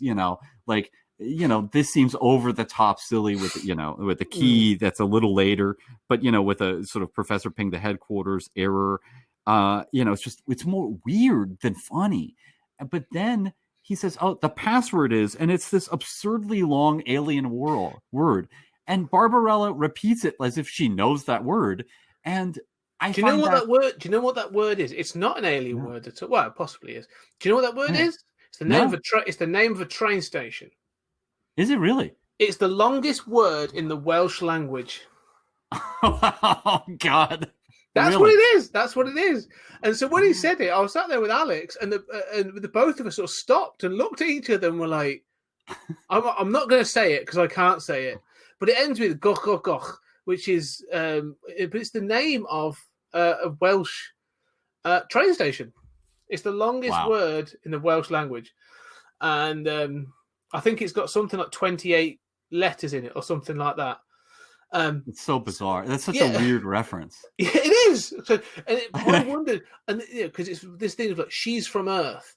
So I wondered if it was supposed to be like, oh, she's from Earth. Of course, she would know this really small Welsh train station or village. So I got that reference, but even I was like, that's a 1968, a sort of like American film based on a French comic referencing the Welsh language. Fair enough. Right, with all these French people filming it in Cinecittà in Italy. How are they? Yeah, thanks for that. I did not know that. It reminds me of like the Hawaiian state bird, which is like humu humu nuku nuku apu aa, where it's like you have to print like the state bird and it's the longest, no, it's the state fish. It's the longest, it's like state animal, How do you print that? It's like the train station sign is so long. I will send you a photo of that thing. But yeah, I thought it was a weird little thing. And like you say, it's a joke. And a thing like if you get it, you get it. You don't. They don't care. But it seems like so out of sync with everything else that's going on. Because then they sort of drop that. And then it goes back to, because she's then got to escape, because she's got to get to the great tyrant who is in her sleeping chamber. Right, this is what the invisible key thing is, right? She's got this chamber of dreams that's behind the invisible wall. Somehow, a chamber of dreams. Somehow she needs this, and it seems like it's connected to that, to Mathmos. To Mathmos, and so like she's now on an errand for the revolutionaries. Where's Duran Duran? She's like, they mention him. And she's like, okay, now my mission is to like overthrow the great tyrant. And by the way, I'll also find Duran Duran and like stop this. Yeah, right. We'll pick that up later. It just so happens to coincide because this is where you get the essence of man. Because she's trying to hide, and the concierge is chasing her down, and she sort of sees all these things and. She seems to enjoy it as well. She takes a breath of it, or like a huff on it, and she's like, it's not bad. But this is the reveal, isn't it? She gets taken and by the concierge, and she's sort of sedated, and she wakes up and she's in this sort of what is basically like a piano organ. Is the only she's sort of fixed inside an organ thing. And he's going to torture her. And this is where I think this whole point of physical sensation sort of comes to its head. It's like she's learned to sort of to experience things physically. And so she breaks this machine because he tries to give her sort of the ultimate. It starts with pleasure and then goes into pain.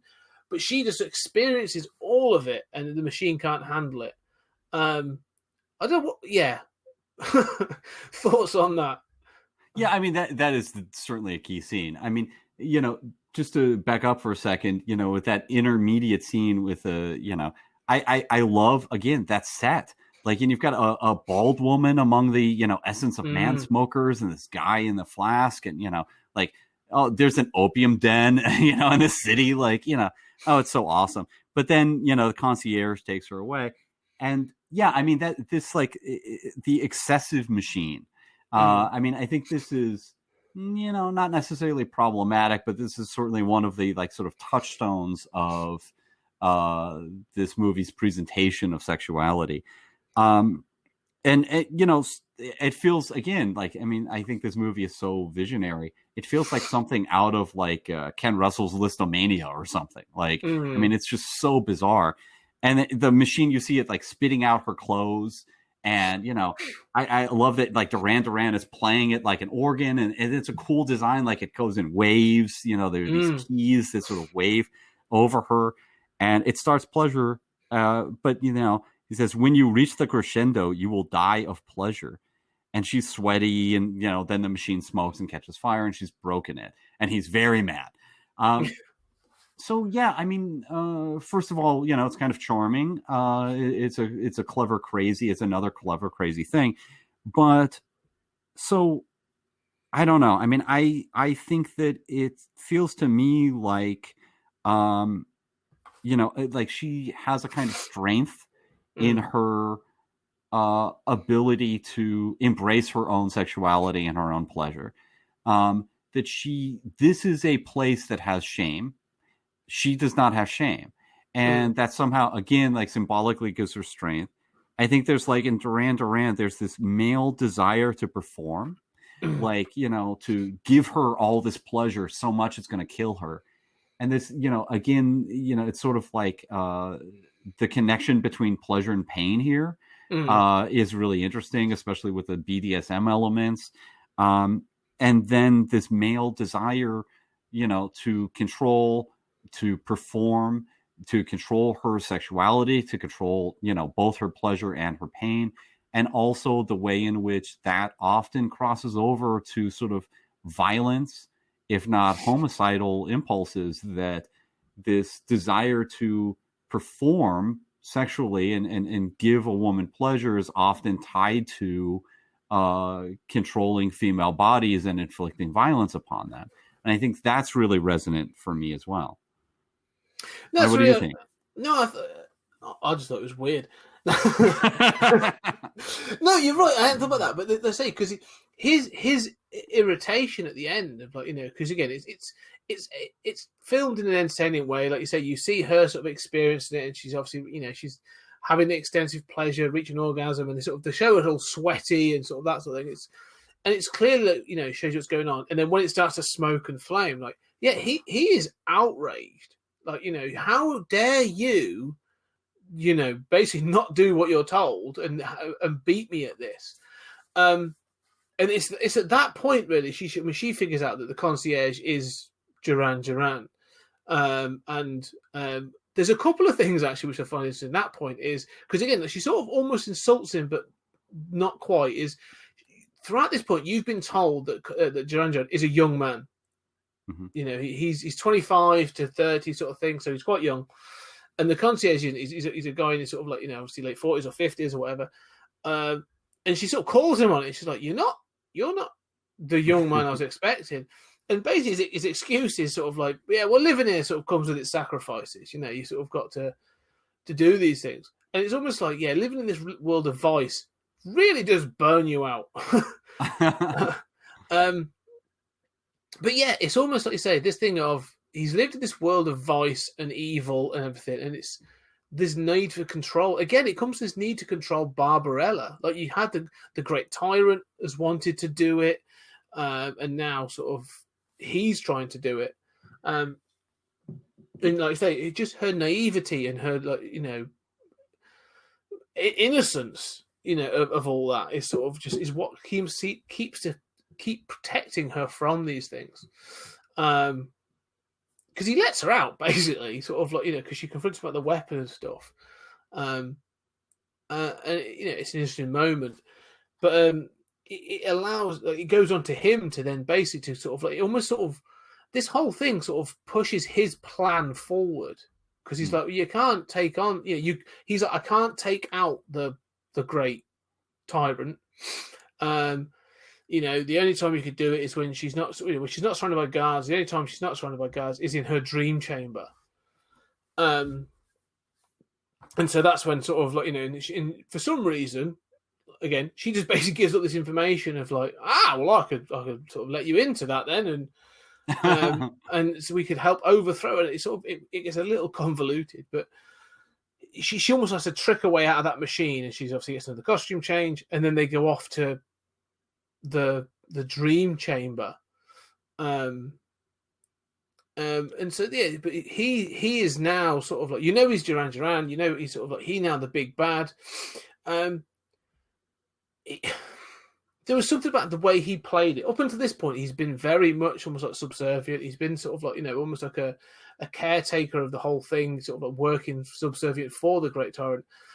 And he sort of swings now to becoming like arch villain. So it becomes very sort of, you know, scene chewing and stuff like that. And I don't know if that's a choice or whatever. But it doesn't fully work for me. But it's again, it's that tone thing of like, you know, they're just going all out and there's that excess. And so when he becomes the sort of, when you realize he's Duran Duran and he actually is now the main villain, it's I don't know, if it had been held back a bit more and sort of and maintained on that concierge kind of thing, I think I like that bit better because he comes across a bit sort of again 1966 Batman-ish at times. But again, the concepts are cool because they do go to the dream chamber and there's the joke of, she walks into a glass pane and that's the invisible wall.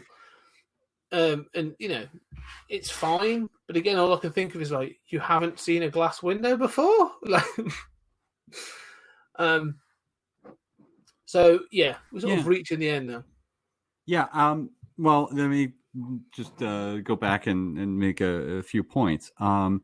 You know, talking about, you know, Duran Duran's or the concierge's rage at the sudden rage of the machine, right? Being destroyed. And, you know, he says out of the blue, have you no shame? And, you know, nobody's mentioned shame. There's no shame in this universe before that. And as you say, like, he seems enraged. And it is shocking to me, you know, like this sudden tone, again, like another tonal shift, but, and it seems to me like you've kidnapped her, you've put her in this machine where she experienced sexual pleasure, and then you're angry with her. You know, like it's such a like classic sort of misogynist sort of trope, right? Like, you know, guys having sex with girls and then saying like, well, you're a slut, aren't you? You know, it's like, well, I did what you wanted, you know, like, why are you mad at me? You know, but here, I mean, it's like you've kidnapped her and then you're angry with her. I don't know. It seems, I love that. It seems so resonant. But then I was also thinking like, you know, that you said it was like convoluted, and you're right. I mean, the way she just is like, I've got an invisible key for that. But I kind of dig how like, you know, I mean, he's enraged. She gets out of the machine and like she's able to kind of pivot and collaborate with him. So like they shift into a collaboration. And I think it's cool that like he's just tried to kill her, but she's, again, through that kind of like innocence, this thing that she has, she's able to somehow get this guy who's just killed her to collaborate with her. So they're like, well, we have a mutual interest. I'll figure out what to do about you later, you know, and your weapon. But right now, let's work together to get rid of the Great Tyrant. I don't know. It seems like a female collaboration versus male conflict.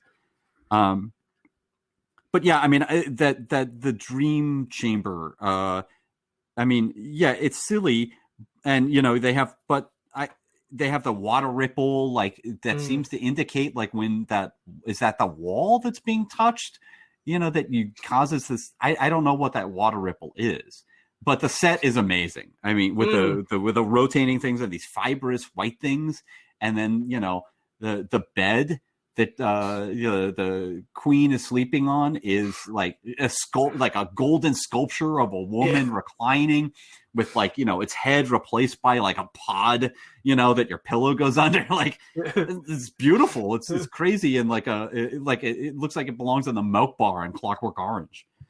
Yeah, no, the set down again is ace, and it's one of those things that sort of like you say they've gone mad, and because it then turns out the bed's also got like remote controls and stuff in it, and all kinds of bits and pieces. But they've just gone like all out because there's fibrous things like this big sort of like fiber optic, this sort of grass, tufts of sort of like plastic grass or whatever, sort of dotted around because the whole thing's black. We should say that the entire black background and the floor is all black, so it's clearly like a soundstage. But then they've just put this stuff on it and placed it and stuff, and it just looks like it's very, very effective. I mean, obviously, I watched this. I was watching this in sort of in HD, and it looks, for the most part, looks incredible. But yeah, like you say, the design work is good. It's only when they sort of try and get into the real story nuggets that it sort of starts to sort of fall apart a bit.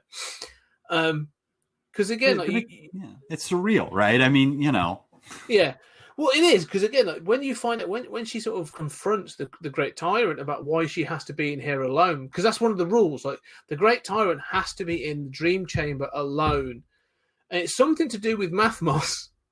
But nobody knows why. It's sort of like, oh no, Mathmos is, I've got to be in here. My dreams fuel it. Oh, all right. Well, are your dreams purely evil then? Is that part of it? Is that why you can rule? I don't know. I don't know either. Yeah. But it's cool, I mean, like, yeah, it doesn't make sense. No. But it's evocative, like, I mean, yeah, it's kind of, I mean, I get that it's like a joke, like, in the invisible wall and the invisible key, yada, yada, yada. But, I mean, I love that set, and I love the idea of like, it's so fairy tale, right? Like there's a queen who's a tyrant, and she's got to retreat to this like secret chamber that nobody else can be in, where she's somehow like refueled by the evil alien liquid entity that lives under. Like that's so just evocative and rich and awesome. Yeah, it is, and I can see that there's so much that they could explore. And again, but I do kind of like the fact that like she doesn't know. There's no, because if this was a modern film, there'd be a 5-minute exploratory, exposition scene of like why Mathmos is the way it is, and why she's got to be in this scene or something. But there's just a case of like she's like, I don't know, it's just the way it is. Like this is the way it works, and I've got to be here. And even Barbarella's like, all right, like it doesn't matter. It's not important to the plot. It's just part and parcel of it. And Barbarella she just accepts everything, right? I mean, that's part of her innocent character, but it's also like, let's keep this plot going. Yeah, keep moving. Let's not think about it too much. Keep rolling. But it then moves on to this fact that, like you say, that she's then in the bed. She's like a remote controls, and so she's got these one-way cameras and things, which allows her to see what's going on in the rest of the city, I assume. Well, first we should say that there's another twist besides the concierge being Duran Duran, that, she's collaborating with Duran Duran to get into this chamber. She goes into the chamber. Duran Duran goes in after her, grabs the invisible key that they use to go into the chamber, and grabs the original, right, the one that the queen has, and then locks them in. So now they're stuck together in this room that, there's no escape from.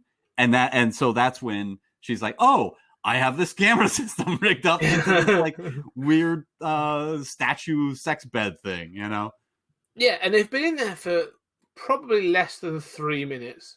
And so Barbarella sort of has, she's running around. She's tried the walls. Then she wakes up the Great Tyrant to sort of say, we're doing this. And there's this whole little conversation. They find the remotes, and what's going on? The concierge is being crowned as the new tyrant. And I'm thinking, that was quick. That was he had that one ready. Yes, but if you notice, the crown that he's having put on his head has got that translucent horn thing again. So it's that sign of rule in some way. And he has the Lacanian phallus. He does. But he's got himself a new set of clothes, and it's like it was set up, ready to go.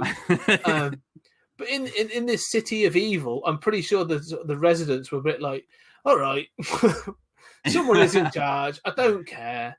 Do I still get to smoke Essence of Man? Yes, you do. All right, well, I'm all on board. I'm fine with that. Not ready to go into the suicide room yet. Yes, yeah. We'll see how it pans out. The one thing I would say that we haven't mentioned actually is the Great Tyrant's guards, and she has them dotted around, and they've appeared throughout. They appear with the Sean Connery looking dude at the beginning as well, and they're called the Leathermen, and which in itself, like, they are literally head to foot, like they are made of a leathery type material, and they have one hand is a big whip. But when you shoot them, they explode, and there's nothing inside. Like, yeah, they're not really robots, but they're artificial constructs somehow, right? Yep, never explained. But I do like that idea again. Like they're called the Leathermen, and they have these whips and stuff. And it's again, I'm, all right. I'm sticking with this. It sort of fits into the tone. But I love that as an idea. That they are just some sort of like automaton that's literally just made up of a shell. So, yeah, and it makes. I mean, they're the stormtroopers, right? I mean, yeah. I do love their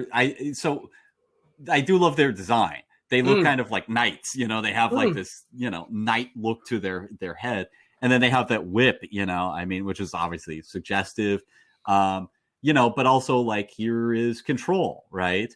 And I don't know what to make of it. Like, they're soulless. I mean, obviously that justifies killing them, which is a problem in Star Wars, right? But here they're literally sort of automatons. But I don't know. I mean, there are these instruments of the larger sort of like BDSM kind of control culture of that city. And then then we have the Duran, having seized control, is using his weapon and just starts massacring. You see, like, the revolution is coming up. And it's just, and then he's just like, oh, screw that. And he straps himself again. Like, the design is amazing. He straps himself into like the control pod is like a chair, but with like this helmet thing that like you sit Cerebro. It looks like Cerebro.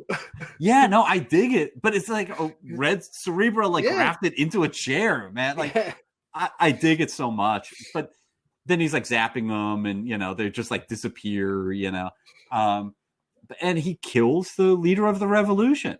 Like, Dano, he's dead. Yeah. This is the bit I find that's interesting is you've made the comparisons to Flash Gordon, and this is the moment of the Hawkmen and the Tree people sort of attacking Ming the Merciless. You've got the dun dun dun dun dun dun Flash, all that going on. It's sort of like it's you're getting your pulse up. It's an attack, and you get to see some people fighting on starships and that sort of thing. Like, that's almost where I was going. Oh, we're going to get some fighting. Nope. Mm-hmm. Yeah. Nope. This isn't that film. They are literally just going to be massacred. Like, he's sat in this machine with this like what looks like a big, massive laser Gatling gun, and just starts to wipe them out. And I love the design of the gun. I wish they had more pathos of those guys dying. Like in this movie that goes for it. Why not show those guys? Like, in agony, just like the massacre, like bring home the fact that like we're witnessing a massacre. Like, we're watching, like, if this is Star Wars, we're watching the rebels die. They're all dead. And literally they're all dead. Nobody is attacking the city who is not wiped out. Like, the professor's back down at the base. He's okay. But everybody who attacks the city is all just vaporized. Yeah. Oh, he wipes them out. He wipes them out.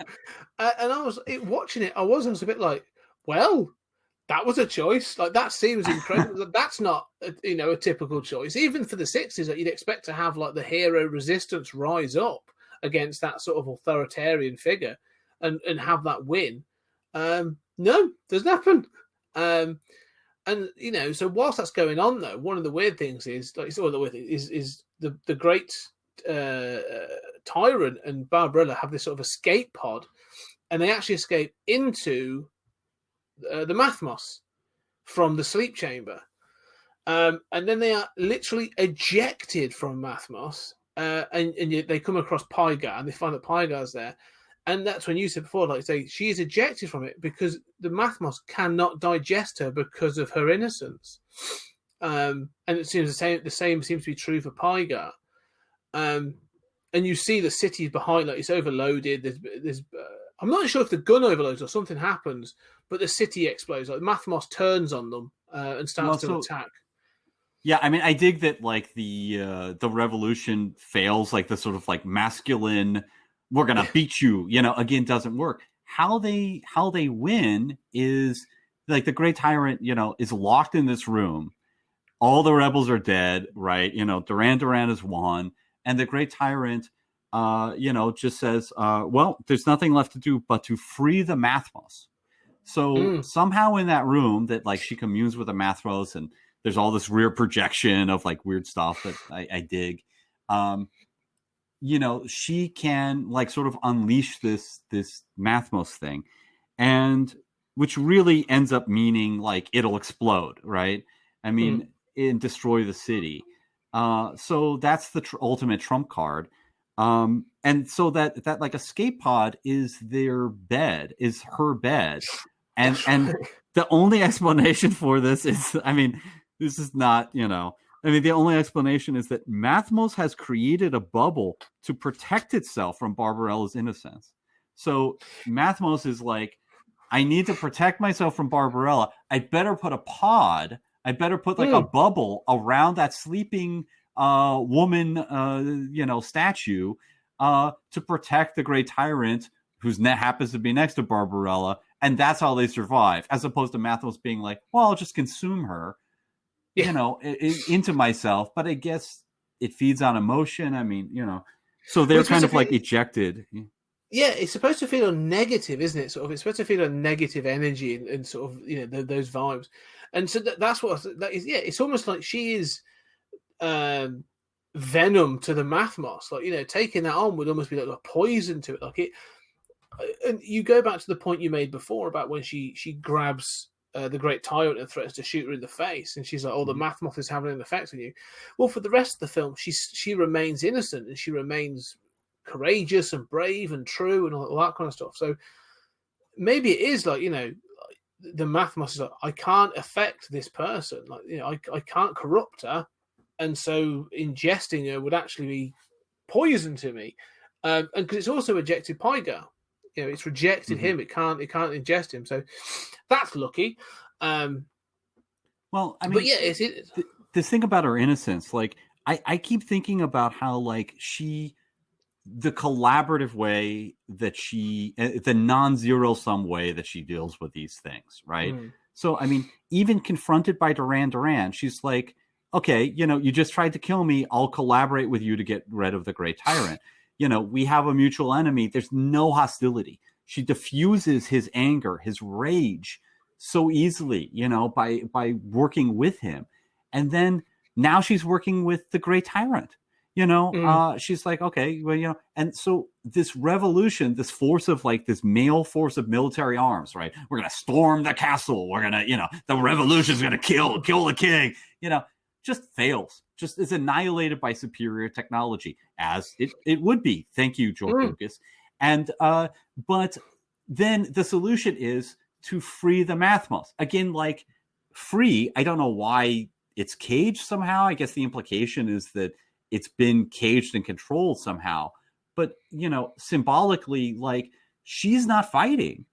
No. She's working with the Great Tyrant, working with their enemy to free this like weirdly powerful alien force, and that's the solution. Like this is some kind of like weird non-zero sum collaborative, international policy stuff, and I really dig that. Yeah, no, it's true actually, because again, it's talking about it now. The one thought that comes to my head is, because it almost feels like a Doctor Who kind of thing, isn't it? That sort of thing of a trapped entity that is eventually sort of revealed to be trapped, and then they free it, and it supports their goal in some way. And I just think that sort of is fascinating to me, that's sort of the way it goes. But yeah, it's just this sort of this awesome, this awesome sort of, like you say, non-confrontational, non-masculine sort of way of dealing with things. I've just had a warning. This recording is going to finish in 5 minutes. We're going up to the 2-hour mark. But yeah, so wow. Yeah. So you get this sort of non-confrontational way of looking at it, and that's the end. I mean, they literally the end of the film is them flying away. Like, they saved the Great Tyrant. Pygar and Barbarella and the Great Tyrant fly away. Well, I mean, a few things that I like here, and you're right, it is kind of quick. Pygar is injured, having been ejected, and the Great Tyrant says, "Oh, like, try mouth to mouth." And there's this great scene where she, like, pumps his chest by pumping his wings. Yes. And it's so beautiful. And then Pygar revives. He's flying them out of there. We never see anyone else again. They're just flying out. And then there are these weird evocative lines, right? We've heard an angel's love, right? The angel doesn't love, he is love. And, the final line is, Pygar saying, an angel has no memory. Like, he doesn't hold a grudge. He literally has no memory. What does that mean? Like, I think it's like forgiveness, but it's also like, does that mean he clearly remembers her? He remembers, like, they had sex. I mean, Yeah. But I mean, there's a kind of, like, it's so evocative to me. It's weird, but beautiful. And I think that it summarizes a lot of what I feel about this film. No, and I think you're right, because I like this in the 60s films when these things happen. They just sort of end. We said it again with sort of like with Quatermass in the Pit last week. It was sort of like, oh, it just sort of ends. This thing doesn't need I would love there to be an epilogue, but it doesn't need one. It just sort of ends on that note, and that's great. And it's sort of, you've had this journey and this experience is what this film is. It's to be experienced rather than to be sort of seen as a film. But let's just, we've literally got a couple of minutes left. So what are your final thoughts then on Barbarella from 1968 Barbarella? Well, I love this movie. I think the first half is weaker. I think that it is still a positive message. I think it does have a message. I think it is a beautiful, weird, surreal movie. And I think that what it lacks as far as music, compared to, like, Flash Gordon, it makes up with, like, just sheer weirdness of set design and crazy ideas and, French surrealism. What are your thoughts? No, very similar. I think this idea of it being surreal is really important. It is. It's weird, and it's not afraid of being weird as well, which I think is great. The set design, the costumes, some of the choices, and they all work in the best possible way, in the sense of it's, it could be, there's some shifts in tone, which I don't think work particularly well, but overall it's an experience. Like, they are literally just going to go, we're throwing you in and you're going to experience some weird shit in this film. And you know what? It's going to be a wild ride, and I'm like, that's cool. This film could not be made today.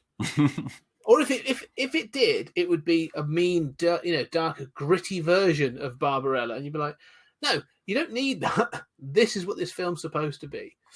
It was an interesting watch. I'm glad I went back and watched it. I'm not sure I'll go back and watch it again. I might do, but it's been a good watch. Yeah, I really admire it, and I really enjoy it. Admiration is definitely that's a good word. Admire it. I do. I have admiration for this film, for what it is and what it does. And I'd actually suggest, I mean, literally got seconds left. Any of our female listeners, if you've not seen this film and you've listened to us talk about it, like, go back and watch this film, because it's not just titillation. It's actually a really fascinating film. I'd love to hear from a women's perspective, because we are literally just two sort of like bold, white guys still telling to everyone. Come back and tell us what you think about it. Tell us where we're wrong. Exactly. I'd love to hear that perspective. Anyway, literally got seconds left. So we've done Barbarella. So are we going to go hard hitting, deep diving into sci-fi next week? Hell no. We are doing the Rocky Horror Picture Show, and I make one guarantee: I won't sing.